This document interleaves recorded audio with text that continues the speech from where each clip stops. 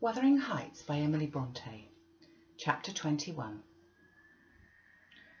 We had sad work with little Cathy that day. She rose in high glee, eager to join her cousin, and such passionate tears and lamentations followed the news of his departure that Edgar himself was obliged to soothe her by affirming he should come back soon. He added, however, "if I can get him," and there were no hopes of that. This promise poorly pacified her, but time was more potent, and though still at intervals she inquired of her father when Linton would return, before she did see him again his features had waxed so dim in her memory that she did not recognise him. When I chanced to encounter the housekeeper of Wuthering Heights in paying business visits to Gimmerton, I used to ask how the young master got on, for he lived almost as secluded as Catherine herself, and was never to be seen. I could gather from her that he continued in weak health and was a tiresome inmate. She said Mr. Heathcliff seemed to dislike him ever longer and worse, though he took some trouble to conceal it. He had an antipathy to the sound of his voice, and could not do at all with his sitting in the same room with him many minutes together.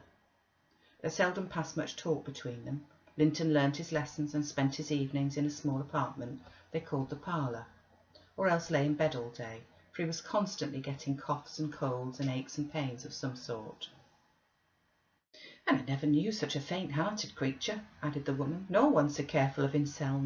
He will go on if I leave a window open a bit late in the evening. Oh, it's killing, a breath of night air.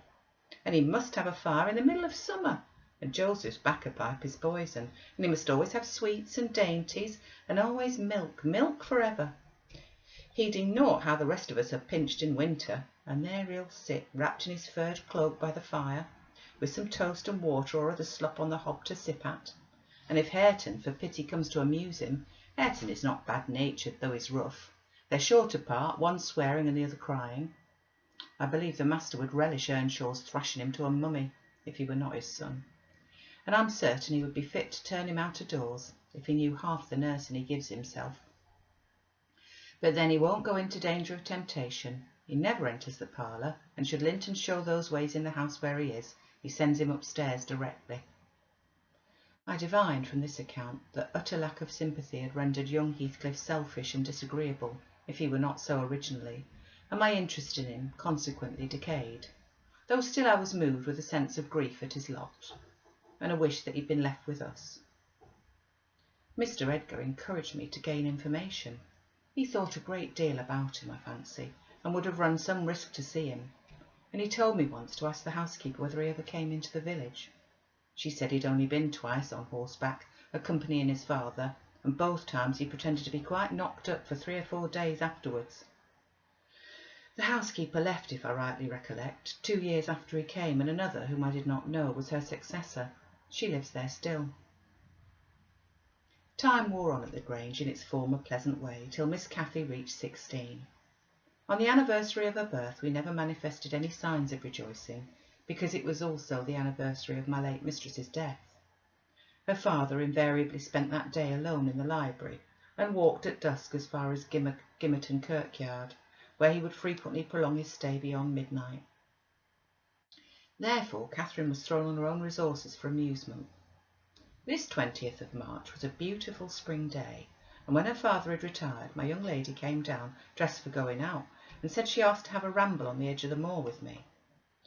Mr. Linton had given her leave, if we went only a short distance, and were back within the hour. "So make haste, Ellen," she cried. "I know where I wish to go, where a colony of moor game are settled. I want to see whether they've made their nests yet." "That must be a good distance up," I answered. "They don't breed on the edge of the moor." "No, it's not," she said. "I've gone very near with Papa." I put on my bonnet and sallied out, thinking nothing more of the matter.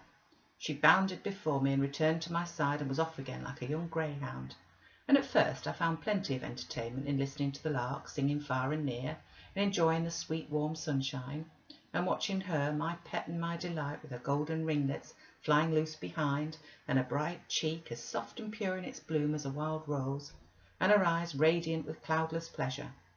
She was a happy creature, and an angel in those days. Pity she could not be content. "Well," said I, "where are your moor game, Miss Cathy? We should be at them. The Grange Park fence is a great way off now." "Oh, a little further, only a little further, Ellen.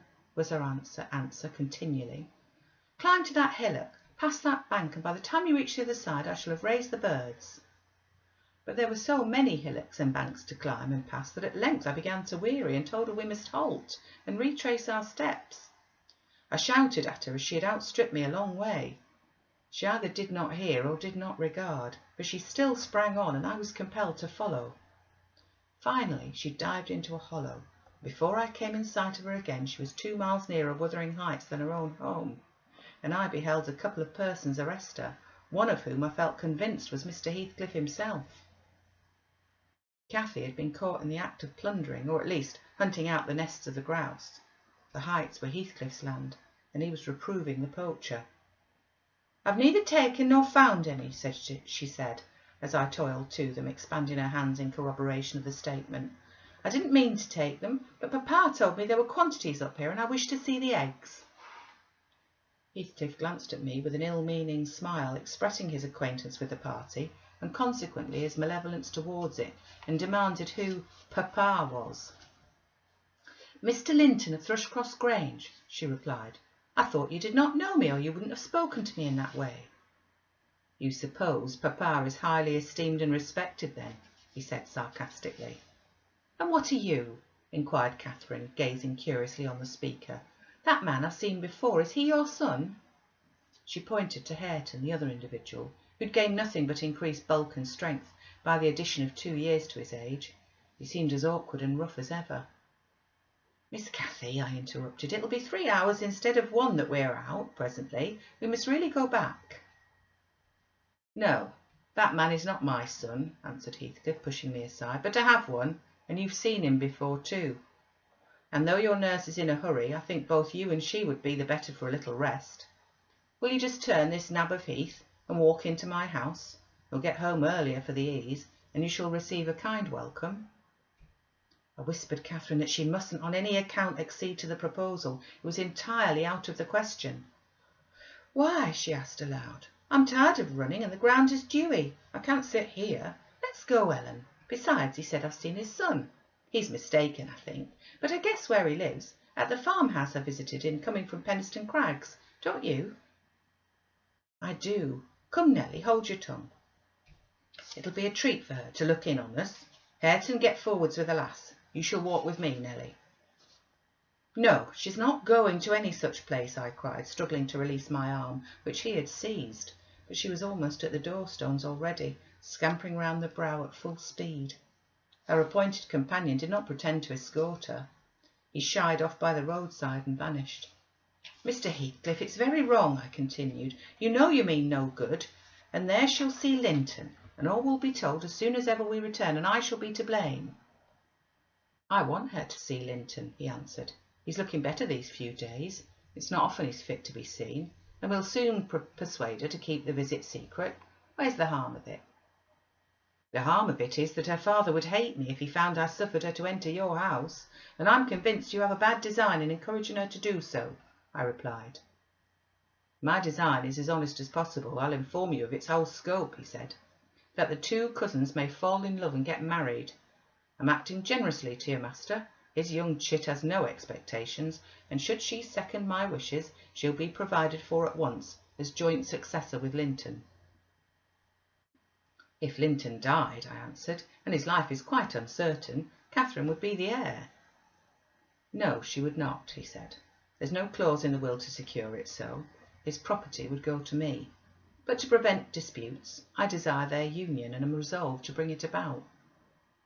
And I'm resolved she should never approach your house with me again, I returned as we reached the gate, where Miss Cathy waited our coming. Heathcliff bade me to be quiet, and preceding us up the path, hastened to open the door. My young lady gave him several looks, as if she could not exactly make up her mind what to think of him, but now he smiled when he met her eye, and softened his voice in addressing her, and I was foolish enough to imagine the memory of her mother might disarm him from desiring her injury. Linton stood on the hearth. He'd been out walking in the fields, for his cap was on, and he was calling to Joseph to bring him dry shoes. He'd grown tall of his age, still wanting some months of 16. His features were pretty yet, and his eyes and complexion brighter than I remembered them, though with merely temporary lustre, borrowed from the salubrious air and genial sun. Now, "Who is that?" asked Mr. Heathcliff, turning to Cathy. "Can you tell?" "Your son?" she said, having doubtfully surveyed first one and then the other. "Yes, yes," answered he. "But is this the only time you've beheld him? Think. You've a short memory. Linton, don't you recall your cousin that you used to tease us so with wishing to see?" "What? Linton?" cried Cathy, kindling into joyful surprise at the name. "Is that little Linton? He's taller than I am. Are you Linton?" The youth stepped forward and acknowledged him. She kissed him fervently, and they gazed with wonder at the change time had wrought in the appearance of each. Catherine had reached her full height. Her figure was both plump and slender, elastic as steel, and her whole aspect sparkling with health and spirits. Linton's looks and movement were very languid, and his form extremely slight. There was a grace in his manner that mitigated these defects and rendered him not unpleasing. After exchanging numerous marks of fondness with him, his cousin went to Mr. Heathcliff, who lingered by the door, dividing his attention between the objects inside and those that lay without, pretending, that is, to observe the latter, and really noting the former alone. "And you are my uncle, then?" she cried, reaching up to salute him. "I thought I liked you, though you were cross at first. Why don't you visit at the Grange with Linton? To live all these years such close neighbours and never see us is odd. What have you done so for?" "I visited it once or twice too often before you were born," he answered. "There, damn it, if you have any kisses to spare, give them to Linton. They're thrown away on me." "Naughty Ellen!" exclaimed Catherine, flying to attack me next with her lavish caresses. "Wicked Ellen, to try and hinder me from entering. But I'll take this walk every morning in future. May I, uncle? And sometimes bring papa. Won't you be glad to see us?" "Of course," replied the uncle, with a hardly suppressed grimace, resulting from his deep aversion to both the proposed visitors. "But stay," he continued, turning towards the young lady. "Now I think of it, I'd better tell you. Mr. Linton has a prejudice against me. We quarrelled at one time of our lives with unchristian ferocity. If you mention coming here to him, he'll put a veto on your visits altogether. Therefore you must not mention it unless you be careless of seeing your cousin hereafter. You may come if you will, but you must not mention it." "Why did you quarrel?" asked Catherine, considerably crestfallen. "He thought me too poor to wed his sister," answered Heathcliff, "and was grieved that I got her. His pride was hurt, and he'll never forgive it." "That's wrong," said the young lady. "Some time I'll tell him so. But Linton and I have no share in your quarrel. I'll not come here then. He shall come to the Grange." "It'll be too far for me," murmured her cousin. "To walk 4 miles would kill me. No, come here, Miss Catherine, now and then, not every morning, but once or twice a week." The father launched towards his son a glance of bitter contempt. "I'm afraid, Nelly, I shall lose my labour," he muttered to me. "Miss Catherine, as the ninny calls her, will discover his value and send him to the devil. Now, if it had been Hareton, do you know that 20 times a day I covet Hareton with all his degradation? I'd have loved the lad had he been someone else, but I think he's safe from her love. I'll pit him against this paltry creature, unless it bestir itself briskly. We calculate it will scarcely last till it's 18. Oh, confound the vapid thing! He's absorbed in drying his feet, and never looks at her. Linton!" "Yes, father," answered the boy. "Have you nothing to show your cousin anywhere about? Not even a rabbit or a weasel's nest? Take her into the garden before you change your shoes, and into the stable to see your horse." "Wouldn't you rather sit here?" asked Linton, addressing Cathy in a tone which expressed reluctance to move again. "I don't know," she replied, casting a longing look to the door, and evidently eager to be active. He kept his seat and shrank closer to the fire. Heathcliff rose and went into the kitchen, and from thence to the yard, calling out for Hareton. Hareton responded, and presently the two re-entered. The young man had been washing himself, as was visible by the glow on his cheeks and his wetted hair. "Oh, I'll ask you, uncle," cried Miss Cathy, recollecting the housekeeper's assertion. "That is not my cousin, is he?" "Yes," he replied, "your mother's nephew. Don't you like him?" Catherine looked queer. "Is he not a handsome lad?" he continued. The uncivil little thing stood on tiptoe and whispered a sentence in Heathcliff's ear. He laughed. Hareton darkened. I perceived he was very sensitive to suspected slights, and had obviously a dim notion of his inferiority. but his master or guardian chased the frown by exclaiming, "You'll be the favourite among us, Hareton. She says you're a— what was it? Well, something very flattering. Here, you go with her round the farm and behave like a gentleman, mind. Don't use any bad words, and don't stare when the young lady's not looking at you, and be ready to hide your face when she is. And when you speak, say your words slowly, and keep your hands out of your pockets. Be off and entertain her as nicely as you can." He watched the couple walking past the window. Earnshaw had his countenance completely averted from his companion. He seemed studying the familiar landscape with a stranger's and an artist's interest. Catherine took a sly look at him, expressing small admiration. She then turned her attention to seeking out all objects of amusement for herself, and tripped merrily on, lilting a tune to supply the lack of conversation.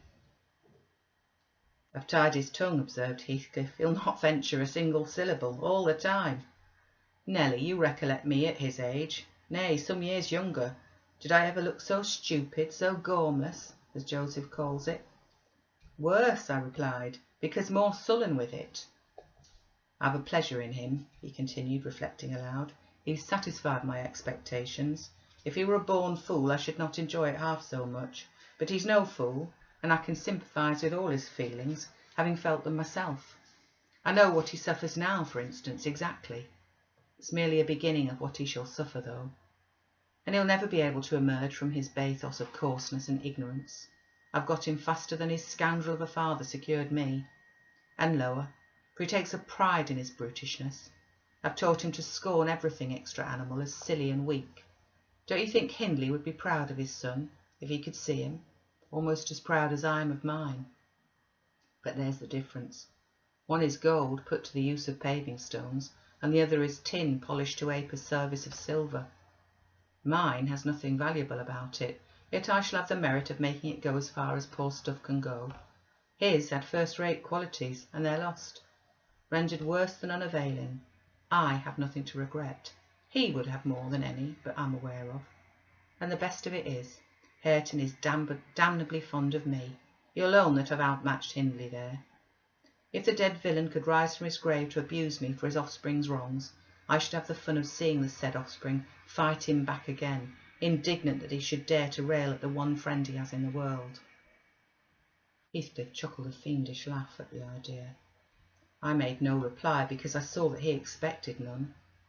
Meantime, our younger companion, who sat too removed from us to hear what was said, began to evince symptoms of uneasiness, probably repenting that he had denied himself the treat of Catherine's society for fear of a little fatigue.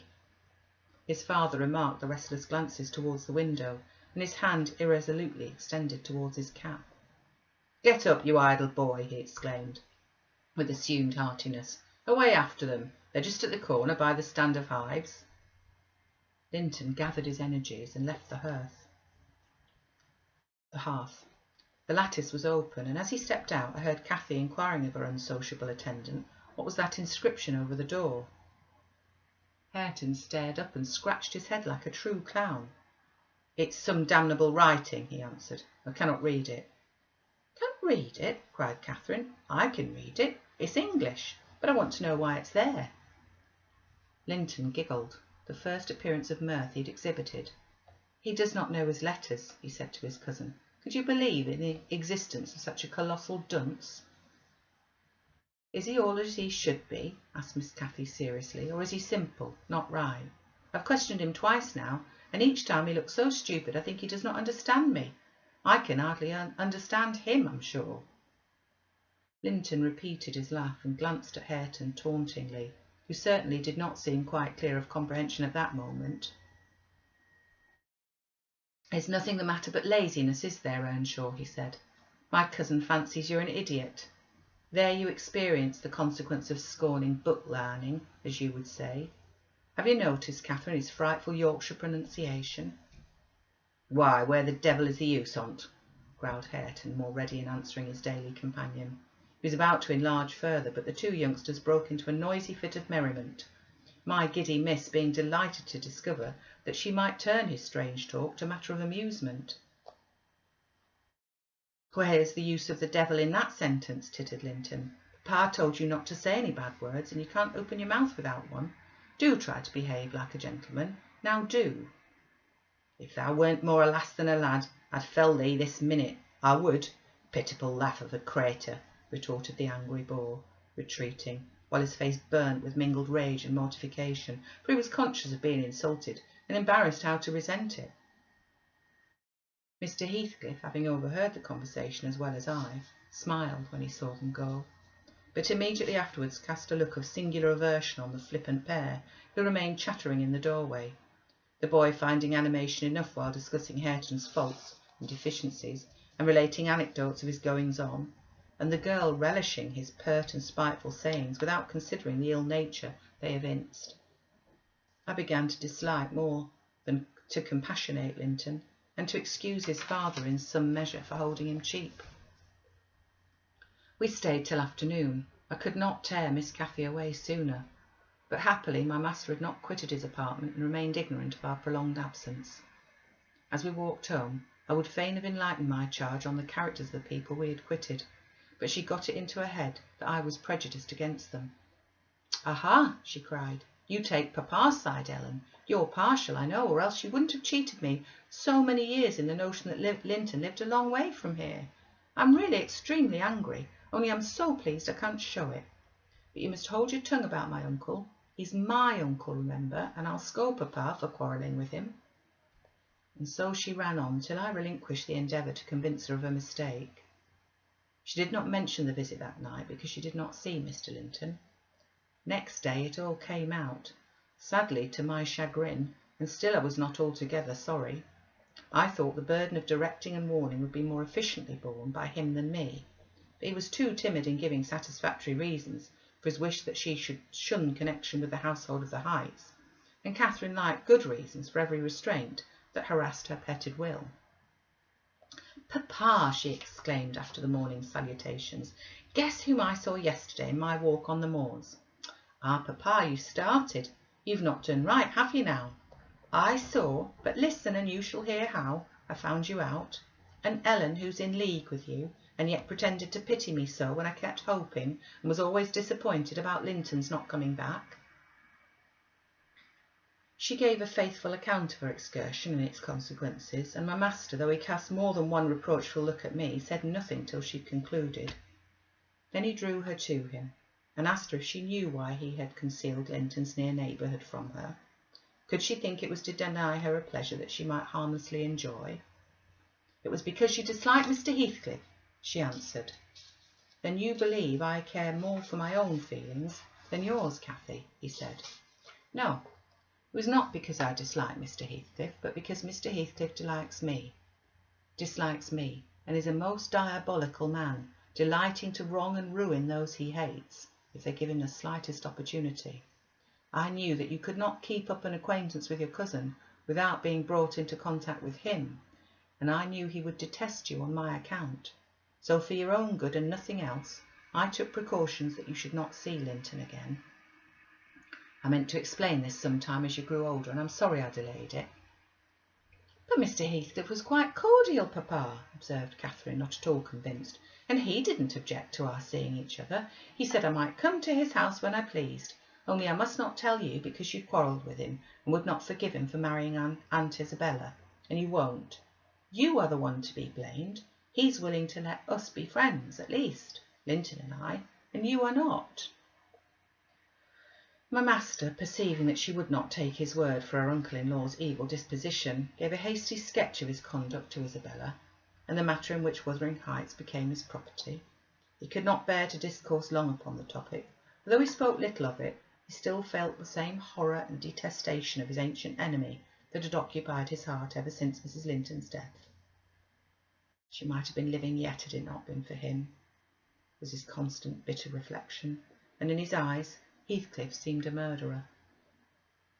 Miss Cathy, conversant with no bad deeds except for her own slight acts of disobedience, injustice and passion arising from hot temper and thoughtlessness, and repented of on the day that they were committed, was amazed at the blackness of spirit that could brood on and cover revenge for years, and deliberately prosecute its plans without a visitation of remorse. She appeared so deeply impressed and shocked at all this new view of human nature, excluded from all her studies and her view till now, that Mr. Edgar deemed it unnecessary to pursue the subject. He merely added, "You will know hereafter, darling, why I wish you to avoid his house and family. Now return to your old employments and amusements, and think no more about them."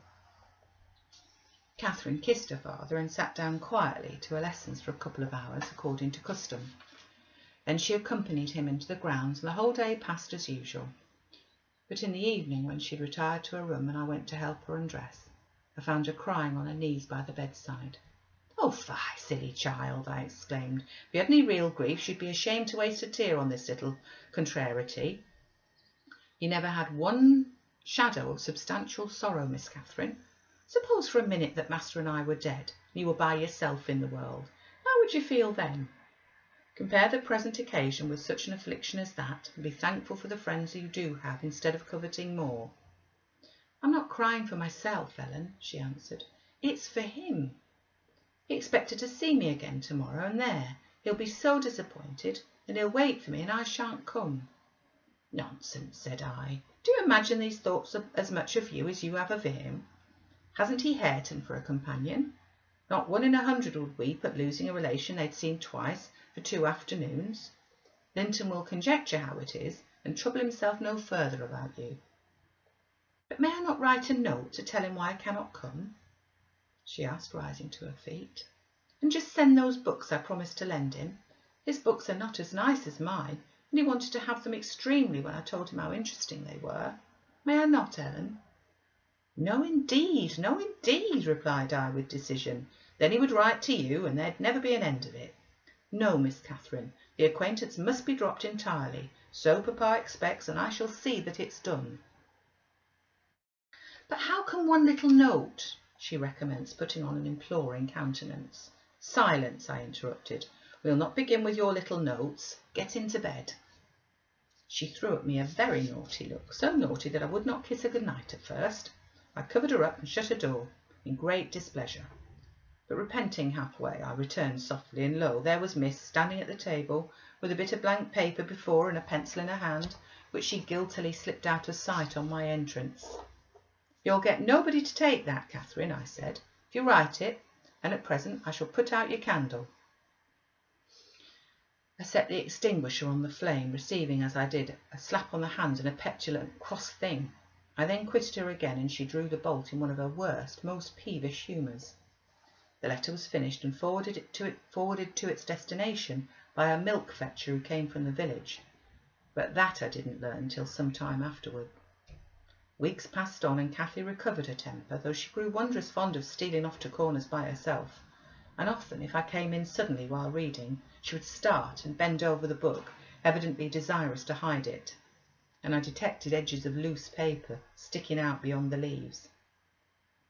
She also got a trick of coming down early in the morning and lingering about the kitchen, as if she were expecting the arrival of something, and she had a small drawer in the cabinet in the library which she would trifle over for hours, and whose key she took special care to remove when she left it.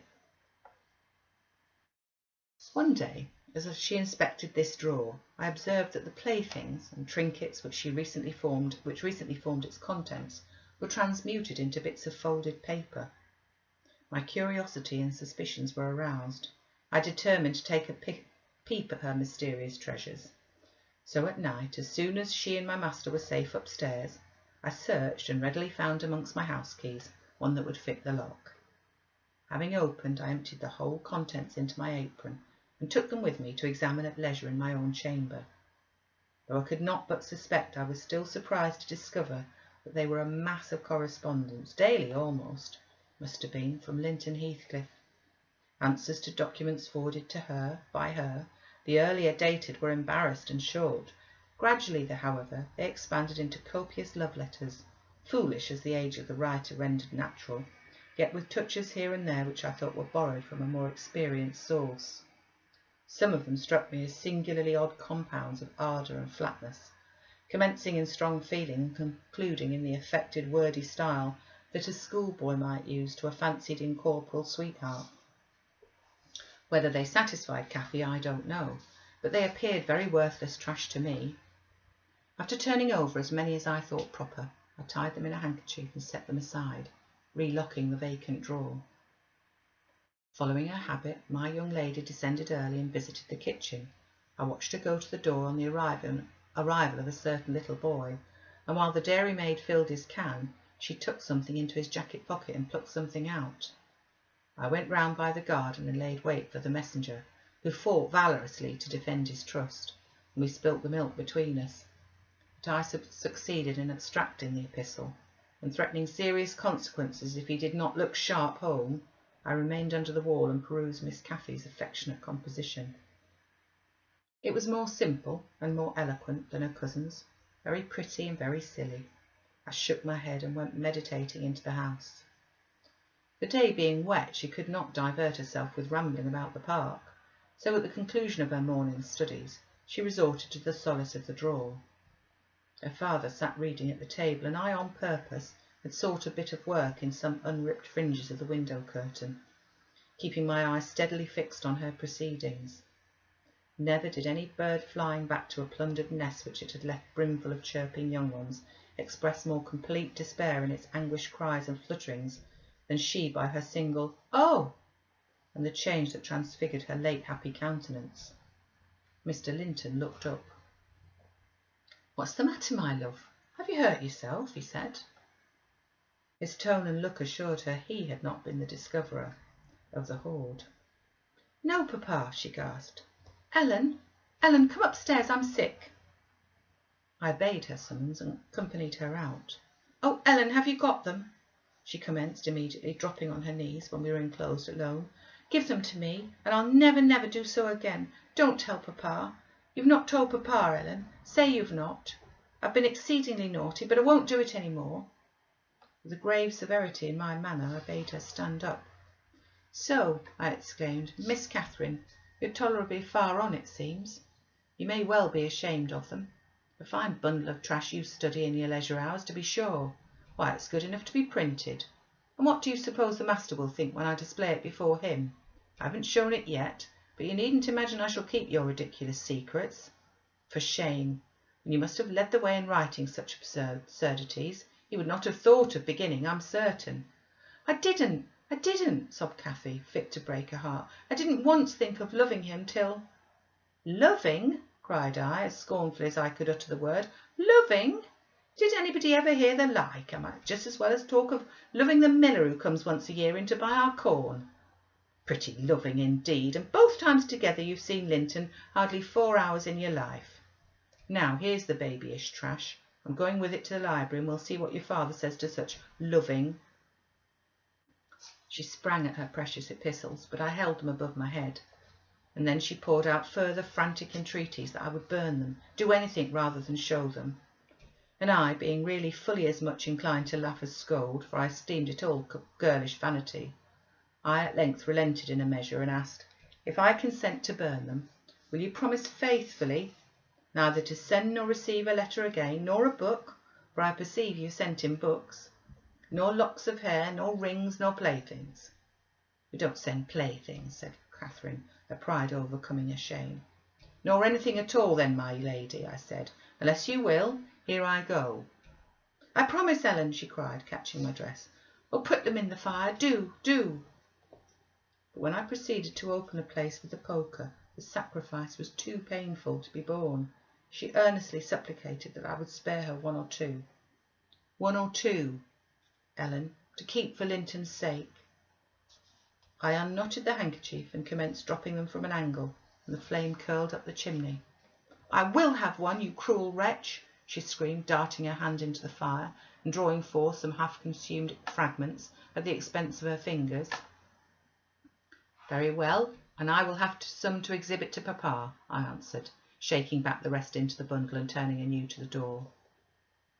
She emptied her blackened pieces into the flames and motioned me to finish the immolation.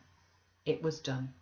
I stirred up the ashes and interred them under a shovelful of coals, and she mutely, and with a sense of intense injury, retired to her private apartment. I descended to tell my master that the young lady's qualm of sickness was almost gone, but I judged it best for her to lie down a while. She wouldn't dine, but she reappeared at tea, pale and red about the eyes, and marvellously subdued in outward aspect. Next morning I answered the letter by a slip of paper inscribed, Master Heathcliff is requested to send no more notes to Miss Linton, as she will not receive them." And thenceforth the little boy came with vacant pockets.